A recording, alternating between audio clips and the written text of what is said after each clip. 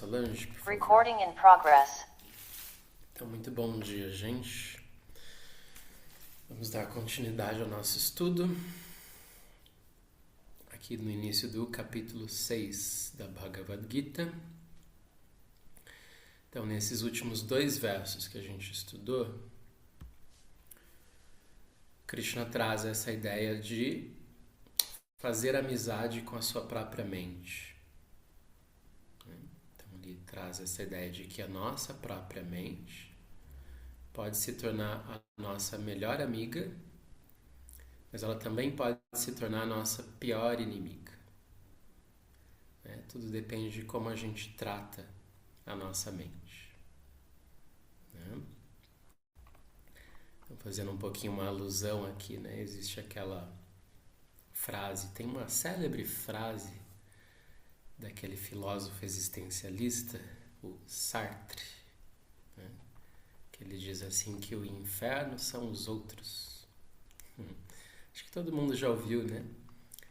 Então, isso está dentro de uma peça de teatro que ele compôs, onde a história é justamente, são 3 pessoas que são condenadas a viver para sempre juntas.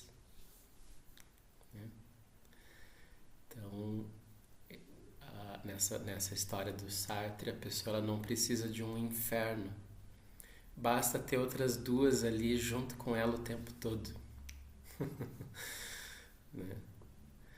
E aí, por que eu estou trazendo essa ideia aqui para vocês? Porque a Krishna está ilustrando de que, na verdade, a gente tem, sim, uma pessoa junto conosco o tempo todo.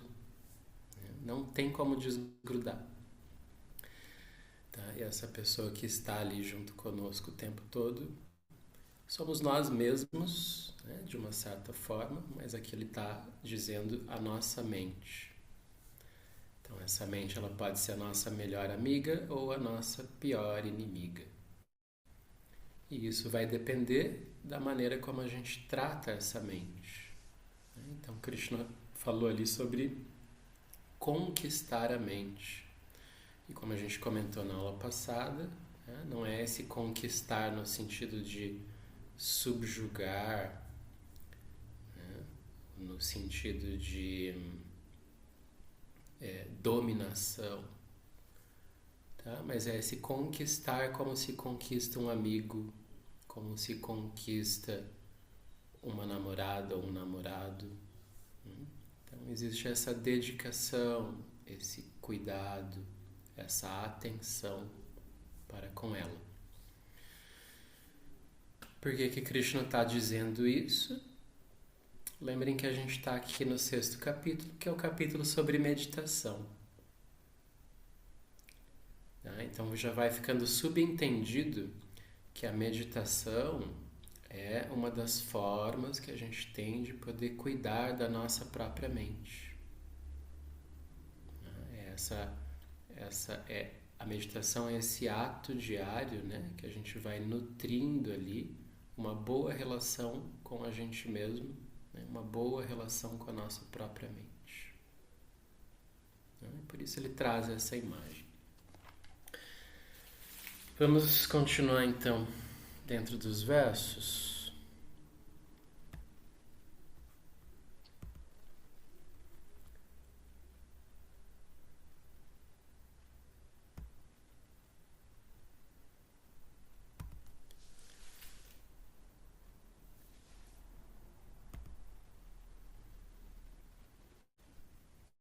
Muito bem. Vamos reler aqui o verso 6, que foi onde a gente terminou na aula passada. Então ele diz isso, que a nossa mente torna-se amiga. Não, a mente torna-se amiga, daquele que a conquistou. Tá? A conquista é a palavrinha jitaha. A mente amiga é esse bandhur atmatmanas. Então, a mente torna-se amiga, daquele que a conquistou. Mas, para aquele cuja mente não foi conquistada, a mente, como um inimigo, permanece hostil. Tá? Então esse inimigo aqui é esse Shatru. Né? Então ela permanece como um inimigo hostil. E aí, então seguimos para o verso número 7.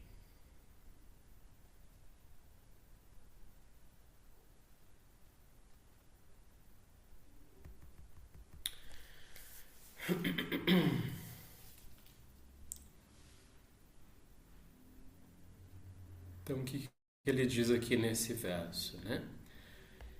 Então, qual que é o sintoma da pessoa que está com essa mente conquistada? Né? Então, quando a mente ela está conquistada, a primeira coisa que Krishna fala aqui, né, é que essa pessoa, ela vive num estado de serenidade. Né? Ela tem essa serenidade. Ficou longe aqui o sânscrito do português, né? Mas essa serenidade, ela é esse termo aqui, ó, prashantasya. Vamos lembrar que a palavrinha shanti, que todos conhecem, né? Do famoso mantra, Shanti Mantra. Shanti quer dizer paz. Prashanta tem essa ideia de sereno, tranquilo. Então, jitatmanaha prashantasya é essa expressão, né, de que essa mente que é conquistada, ela é uma mente calma, uma mente serena. E aí, então, ele explica, né, que quando a pessoa ela tem essa mente conquistada e serena, o que está acontecendo? O Paramatma, aqui o termo Paramatma, tá, que vocês já ouviram em outros momentos. Lembra que eu falei para vocês lá no início do curso que Paramatma é um dos termos que a gente usa para se referir a Deus, né? Como essa consciência ou esse espírito supremo. Porque Param quer dizer supremo e a Atma traz essa ideia, né, do eu espiritual. Então, Paramatma, o eu espiritual supremo. No entanto, aqui, essa é a forma como Ramanuja ele coloca. Tá? Esse Paramatma, aqui no capítulo 6, ele não está se referindo a Deus exatamente. Tá? Ele está só fazendo, qualificando o Atma, que é o eu individual, né? O eu espiritual de cada ser vivo, como a parte superior ali que existe dentro daquele ser vivo. Tá? Então ele usa esse termo Paramatma nesse sentido. Então ele diz, com a mente conquistada, né, com a mente serena, esse Atma, né, que é o eu espiritual, né, que é o próprio eu ali da pessoa, ele permanece sama, né, igual, né, no calor e no frio, no prazer e na dor, na honra e na desonra. Vejam que o tempo todo Krishna retoma essa ideia que a gente já viu, começou lá no capítulo 2, né? Que é o Samatvam, que eu acho que aparece como Samahitaha. Né? Lembrando, esse Sama quer dizer igual. Deu o same do inglês, né? Sama, same, aí fica fácil de vocês lembrarem. Então, Sama é essa equanimidade. Equanimidade perante o quê? Então vejam, primeiro ele coloca duas coisas que são bem próximas, né, da nossa experiência sensorial cotidiana, que é Shita, o calor, o frio, e Ushna, que é o calor. Então, se a gente parar assim para observar na nossa vida diária, as pessoas reclamam bastante quando está calor e elas reclamam bastante quando está frio. Né? Ou seja, quer esteja calor, quer esteja frio, a gente está reclamando. Né? Então aqui é um primeiro tipo de equanimidade que Krishna traz. Né? Ele já falou isso lá no começo do capítulo 2 e em muitos outros versos. Então, equanimidade perante o calor e o frio. Ou seja, equanimidade perante aquilo que é agradável ou desagradável aos sentidos. Então, a ideia é que a pessoa não fique se perturbando tanto com isso. Em seguida, sukha e dukkha.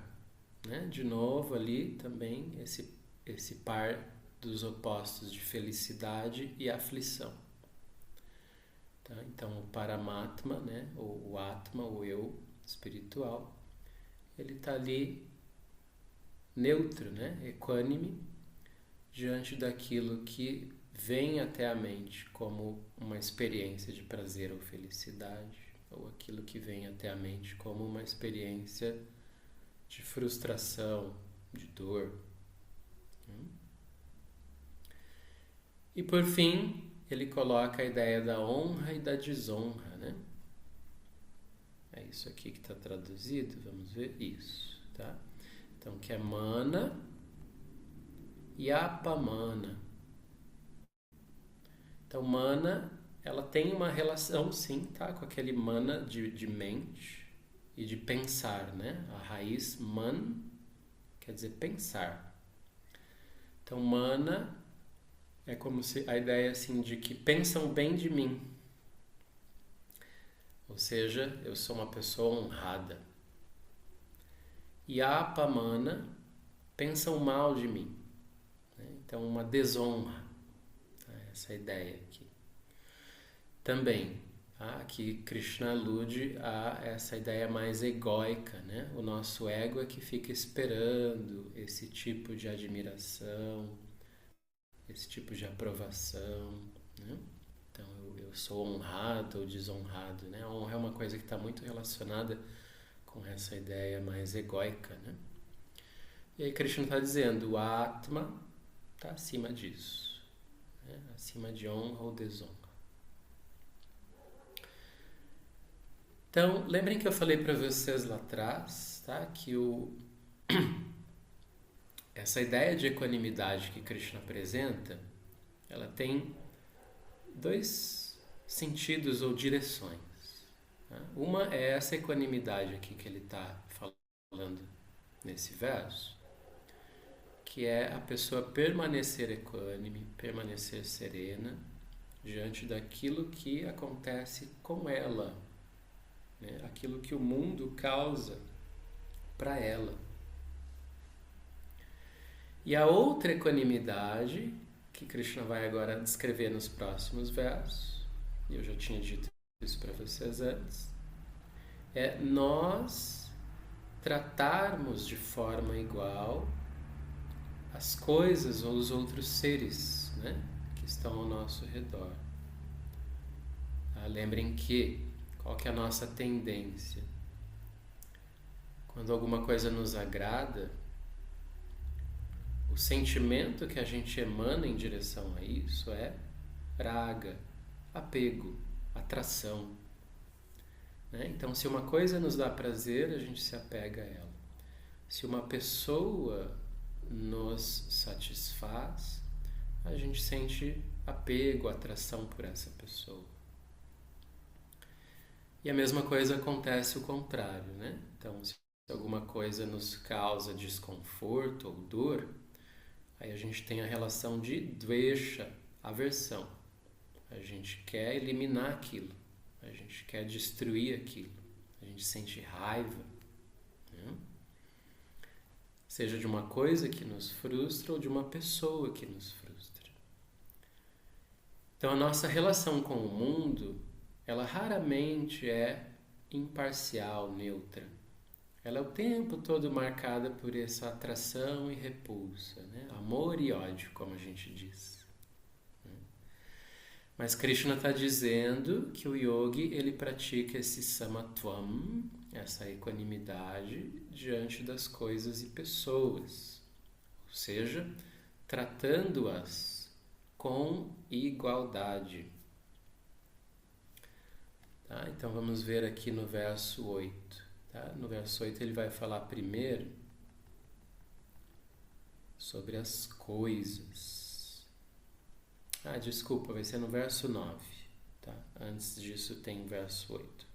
Vamos primeiro aqui. Então, no verso 8, Krishna diz o seguinte: o yogi cuja mente está satisfeita com o conhecimento do eu espiritual.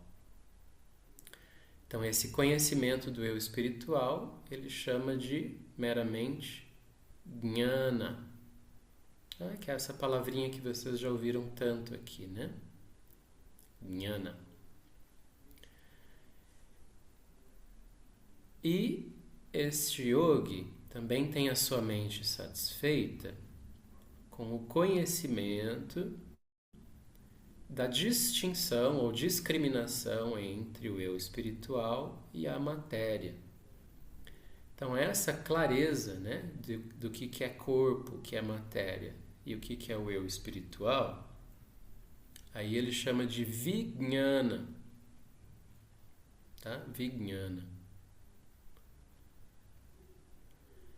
E o termo triptatma quer dizer isso, que a pessoa está satisfeita com esse conhecimento que ela adquiriu.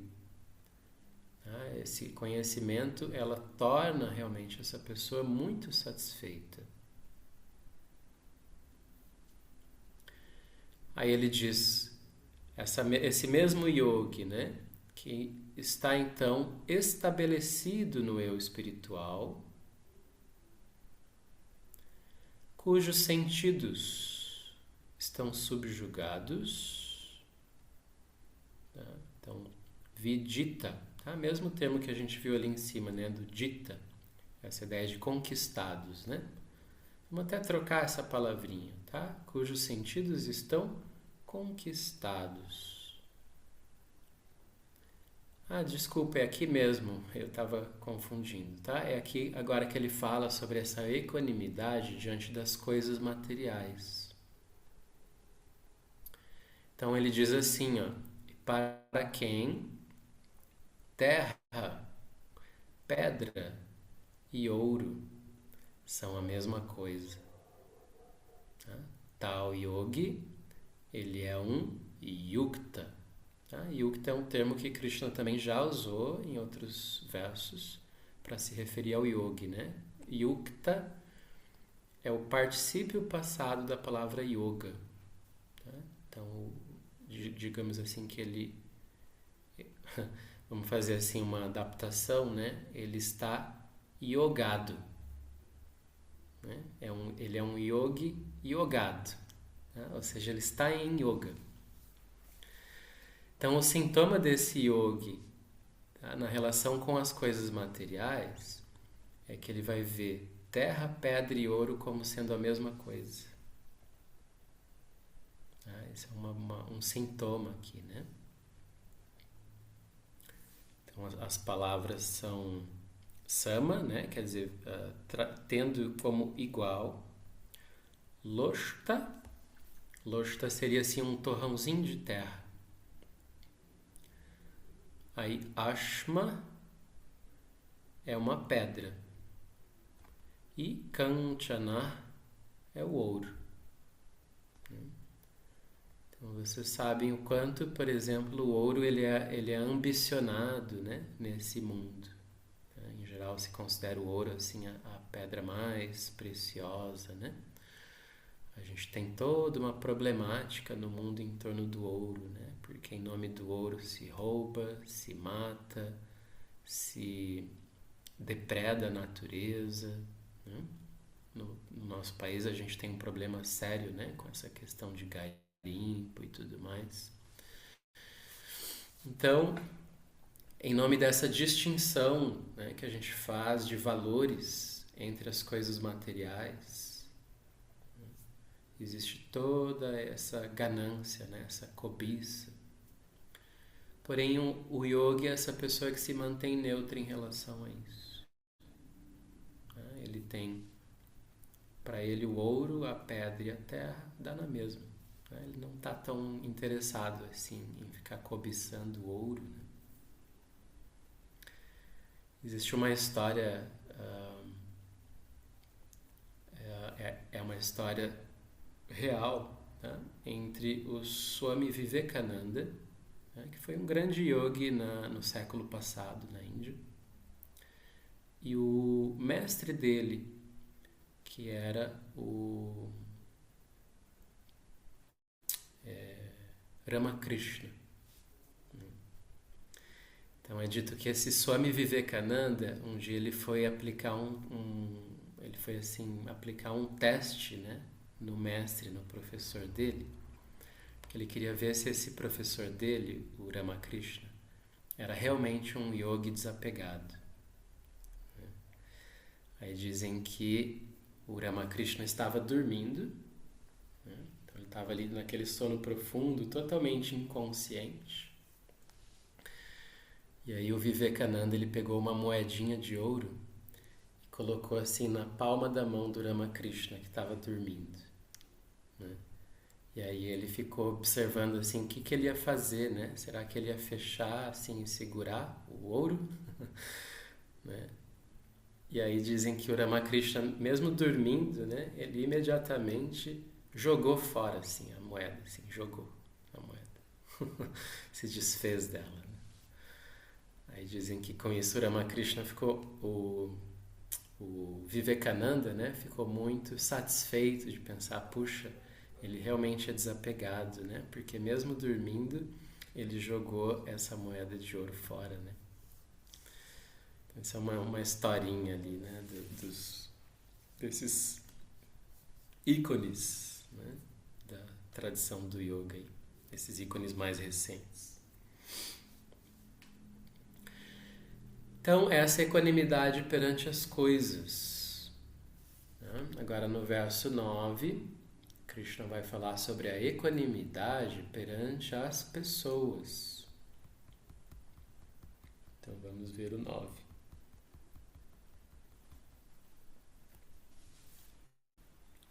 Então ele diz assim, ó, a pessoa que considera vamos colocar aqui com igualdade, né? Acho que aqui precisava dar uma revisadinha.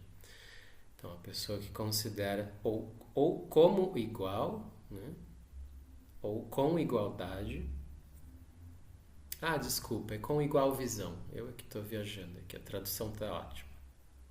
Pessoa que considera com igual visão, né?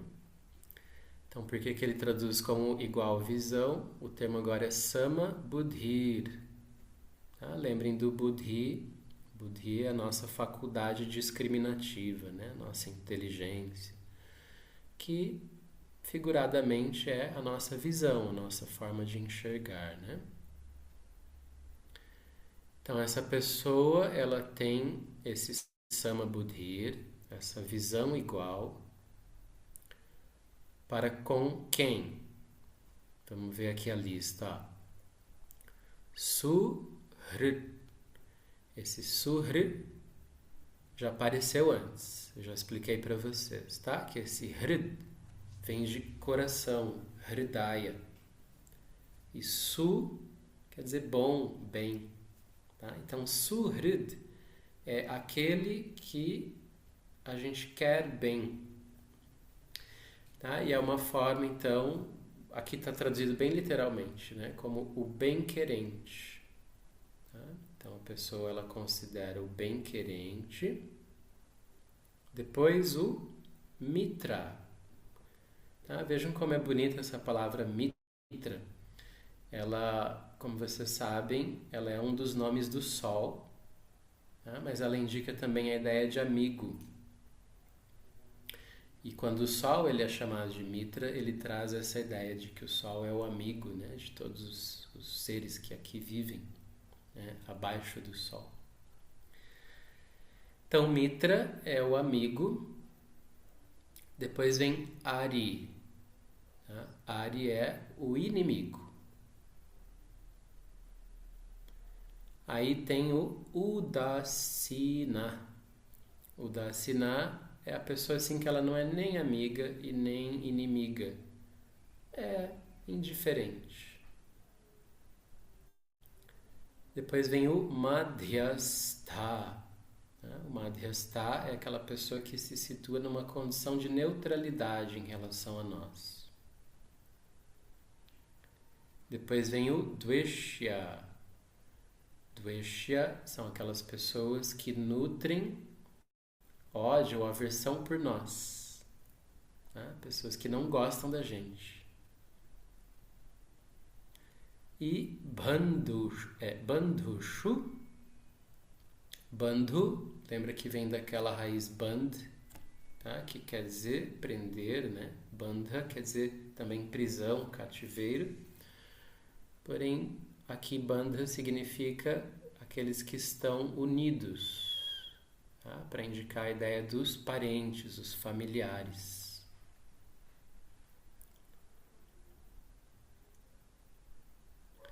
E depois ele vai falar também do sadhu. Tá? Então, sadhus são as pessoas que se dedicam à prática do bem. Tá? Vamos colocar dessa forma bem genérica, né?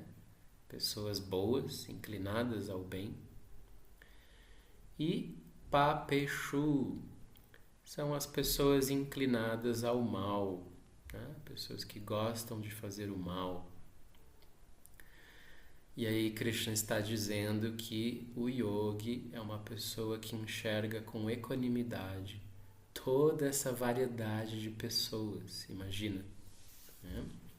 Coisa que não é natural pra gente, né? O que é natural pra gente? A gente gosta das pessoas que, vamos dizer assim, ou praticam o bem ou praticam os mesmos valores, né, que nós. A gente gosta dos amigos, dos bem-querentes. Eventualmente, a gente gosta também dos nossos parentes, né? E, em geral, a gente detesta, né, as pessoas que estão fazendo coisas que a gente considera erradas, negativas. A gente detesta as pessoas que não gostam da gente, as pessoas que, de alguma maneira, podem ser consideradas como inimigas, né? Então, de novo, a gente tem esse raga e dvesha. Nós temos apego e aversão pelas pessoas de acordo com o juízo que a gente emite delas, né? Ou pelo que elas nos causam. Mas Krishna está falando dessa equanimidade que é a nossa capacidade de ir além disso, né? De mesmo que as pessoas estejam temporariamente nesses papéis de amigos, inimigos, bem-querentes ou mal-querentes. Lembra que Krishna já disse isso antes, né? O yogi é essa pessoa que reconhece a mesma essência espiritual em todos os seres. Né? Então ele não vai olhar ali para aquela condição de mente temporária. Ele vai olhar para um outro ser vivo e lembrar, né? Reconhecer que ali tem a mesma energia espiritual, né? A mesma que está em mim está em todos. Portanto, essa pessoa ela vai nutrindo, né, esse sentimento, essa postura de equanimidade, ou seja, tratar todos esses seres com compaixão, com respeito, né? Mesmo que, obviamente, né, naquela lida ali mais direta, a gente precisa às vezes fazer algumas distinções, né? Não adianta a gente querer ser o melhor amigo do nosso inimigo, porque se o inimigo não está afim de ser nosso amigo, a gente vai precisar pelo menos assim ter, claro, uma compaixão, um respeito pela pessoa, mas se manter de alguma maneira mais neutro, né, ou distante. Porém, a gente não nutre essa animosidade, né, esse sentimento hostil para com esses seres. Isso é o que Krishna está trazendo aqui. E só para fechar, a gente vê como o Arjuna ele já tinha isso, né, muito vivo dentro de si, porque mesmo diante da guerra ali, onde ele ia ter que lutar contra pessoas, né, que eram familiares, porém familiares que já tinham causado muito mal a ele, né, ainda assim ele mantinha viva aquela compaixão, né, aquele sentimento de respeito e compaixão para com todas aquelas pessoas do exército inimigo ali, né? Então vamos só até aqui hoje.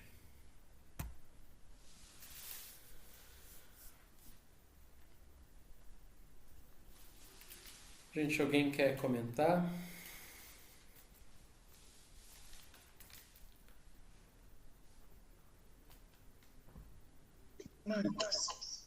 Eu só achei interessante ali, não sei se eu entendi bem, mas de honra, as pessoas pensam de mim, eu sou uma pessoa honrada. Desonra, as pessoas pensam mal de mim, eu sou uma pessoa desonrada. Mas eu acho que não dá para a gente considerar a opinião dos outros em relação a gente nesse sentido, né? Porque o que os outros pensam é os conceitos deles, né? Por exemplo, eu posso ser uma pessoa honrada, mas eu não sou útil para aquelas pessoas. Eu não compactuo das coisas que elas fazem, porque eu acho que aquilo não é bom para todos. E aí eles vão começar a falar mal de mim. E aí eu vou ser uma pessoa desonrada por causa disso. Eu acho isso uma coisa. É só para pensar assim, que eu não sei. Eu achei. Eu digamos assim, eu não acho que talvez esse termo seria o mais adequado, ou a tradução mais adequada, ou eu entendi errado. A tradução ela é boa, tá? Honra e desonra. Porque aqui a gente está falando de um universo de kshatriyas, tá? De pessoas públicas que têm ali, né, um destaque dentro da sociedade e que tinha, assim, essa questão, né? O kshatriya, ele tem essa coisa muito de ser uma pessoa honrada, né? É, que Então, eu acho que a honra tem a ver com com os princípios que a pessoa carrega, com os atos dela efetivos, né, e não com a opinião dos outros. mas honra, vamos dizer assim, coloca, é um termo abrangente que traz essa ideia, né, da pessoa ser admirada ou respeitada em diferentes sentidos, né? E o que acontece? Esse é um tema bem amplo, tá? Não significa que a pessoa ela vai ser só indiferente a isso, porque a indiferença, nesse sentido, pode ser também um tipo de rigidez, tá? No sentido de a pessoa ela não tá humilde para poder ouvir as críticas sobre ela, né? Nós Falta de devemos ter a humildade, concordo. humildade de ouvir as críticas ou as, digamos assim, o feedback que as pessoas nos dão sobre as nossas ações, tá? Isso é uma parte importante, né? Agora, aqui, quando ele fala honra e desonra, é mais nesse sentido egóico mesmo, da vaidade que a gente cria quando a gente se sente admirado, respeitado, né? Ou daquele sentimento de fracasso que às vezes a gente começa a alimentar, né, a nosso respeito, porque a gente acha que a gente não conseguiu essa admiração das pessoas. Então é mais nesse sentido, tá? Entendi. O que não é nada bom também, né? Você ficar buscando, principalmente, existe, eu acho que é Krishnamurti que fala, não é nada saudável você estar perfeitamente bem ajustado a uma sociedade doente, né? Uhum, Então, eu acho que tudo isso vai num contexto e numa época, né? Hoje, por exemplo, é muito difícil você querer ser admirado por essa sociedade que não tem, assim, não tem valores muito nobres, digamos assim, né? Não buscam uhum. valores muito nobres, sei lá. Mas eu entendi o que você colocou. Uhum, ok, obrigada.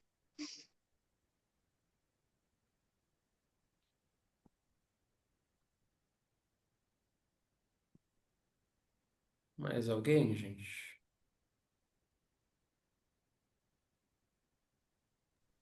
Essa equanimidade é difícil, né? Mas eu imagino que ele está colocando ali como assim, a gente está olhando o topo da montanha, né? Para a gente saber mais ou menos para onde que está querendo ir, né? Acho que essa que é a ideia, né? Ela é ao mesmo tempo, vamos dizer assim, tem aqui a descrição ideal de uma equanimidade, né? Mas ao mesmo tempo ela é um caminho, ela é uma coisa a ser praticada diariamente. Às vezes com coisas bem simples, né? Vamos dizer assim, que você tropeçou e chutou o dedão do pé na porta, né? Aí doeu, assim. Ao invés de você ficar louco, irritado e xingando tudo e sendo grosso com quem está ao seu redor, né? Aí você lembra do ensinamento de Krishna, né? samatvam, equanimidade. Aí você respira um pouco, pensa assim, bom, tá, é só uma experiência de dor, deixa eu absorver isso aqui um pouquinho, já vai passar, né? E aí se mantém um pouco mais estável ali, né? Com pessoas, a mesma coisa, né? Às vezes você está esperando uma atitude de uma pessoa e ela te decepciona, ela te frustra, né? Aí já vem aquela coisa, né, de subir o sangue, a ira e pensar, eu vou me vingar, ela vai ter que pagar por isso e tudo mais, né? Aí você lembra de novo dessa prática, calma, né? Vamos agir com equanimidade. Eu preciso tratar essa pessoa com respeito. Posso até conversar sobre esse assunto, né, para tentar esclarecer aqui nossa situação, mas eu não preciso agredir ela, né? Então é uma prática, né? Veja que Krishna enfatizou essa prática do segundo capítulo até agora, né? Não teve um capítulo onde ele não ficou repetindo isso. Eu diria que essa é a grande prática desses 6 primeiros capítulos, a equanimidade, né? E nesses dois sentidos que eu coloquei, né? A equanimidade de receber de uma maneira mais serena, né? O agradável ou desagradável que acontece a mim e o tratar, né? De forma compassiva e respeitosa todos os seres, né?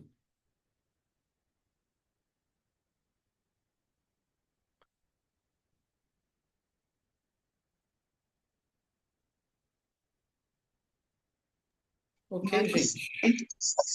é possível a gente pensar assim que mesmo uma pessoa que ela tenha tido atitudes pouco nobres, mas de repente cai a ficha, digamos assim, e essa pessoa ela muda, é mais, não é assim, não é tão provável, mas é possível, né? Porque às vezes a, a pessoa tem, ela passa, sei lá, tempos e tempos fazendo coisas erradas, mas de repente ela é a pessoa que cai a ficha e ali ela muda completamente, porque ela tem essa capacidade, né? Ela tem a, a centelha divina dentro dela.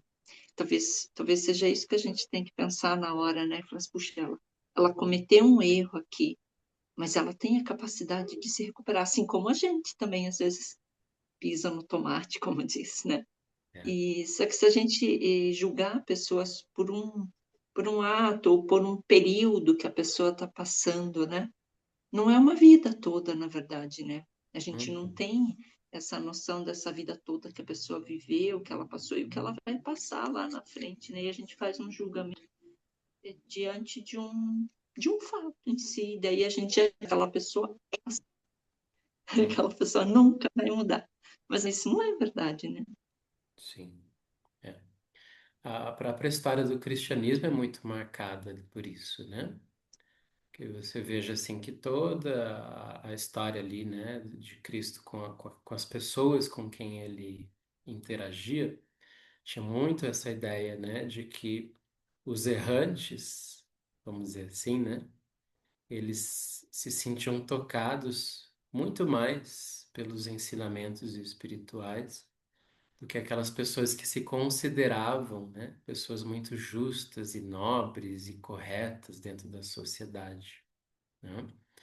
Então é um fato, às vezes a pessoa que está ali numa posição onde ela já se considera assim, né, muito próxima da nobreza, às vezes a pessoa ela está muito mais distante, né, de acessar realmente o ensinamento espiritual do que o errante, né? Que pelo menos ele não tem esse orgulho, essa arrogância, né, de se conceber como um nobre, né? Mas é isso, gente. Acho que daí a gente finaliza por hoje. É uma boa semana para vocês. Seguimos então na quarta-feira que vem. Obrigada, Obrigada, a Mari. todos. Abraços.